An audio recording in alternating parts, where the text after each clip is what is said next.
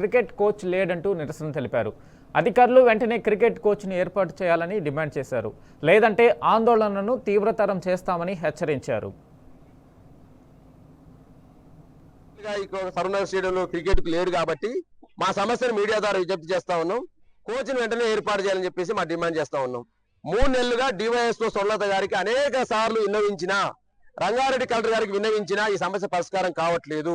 ఒకవైపు తెలంగాణ ప్రభుత్వం ఏమో ప్రపంచ స్థాయిలో పోటీలు జరగాలని చెప్పేసి ముఖ్యమంత్రి రేవంత్ రెడ్డి గారు, మంత్రివర్యులు వాకరి శ్రీహరి గారు, చాపసేరు శివశంకర్ రెడ్డి గారు ఏమో మాట్లాడుతూ ఉన్నారు. మెస్సీని తీసుకొస్తా ఉన్నారు ఇక్కడికి. ప్రపంచ స్థాయిలో ఇక్కడ ఒలింపిక్స్ జరగాలని చెప్పేసి ముఖ్యమంత్రి గారు రేవంత్ రెడ్డి మాట్లాడుతూ ఉన్నాడు.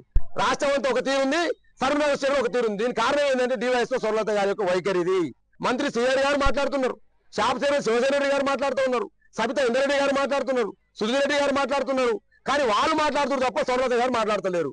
సొల్లత గారిని కోచ్ కావాలంటే పోలీసు వాళ్ళని పంపించి మిమ్మల్ని ఎతకడానికి కేసులు పెడతారని మాట్లాడుతుంది. తెలంగాణలో TG20 వచ్చింది. నిన్నే ఉప్పల్ స్టేడియంలో ఆడినారు.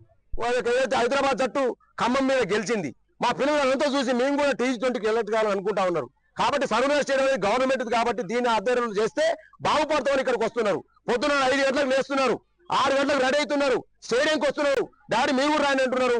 3 నెలల నుంచి క్రికెట్ కోచ్ లేకపోవడం వల్ల ఇంకా మేము గోరేపో కోచ్ అని చెప్పి అనే కాడికి వచ్చి నిర్లక్ష్యానికి వస్తున్నారు. కాబట్టి దయచేసి సొల్లత గారు మీ రాజకీయాలు ఉంటే మీరు రాజకీయాలు చేసుకోండి. మా పిల్లల భవిష్యత్తు చెలగాటం ఆడదని చెప్పేసి డివైఎస్ఓ సొల్లత గారికి మీడియా తరగతి విజ్ఞప్తి చేస్తా ఉన్నాం.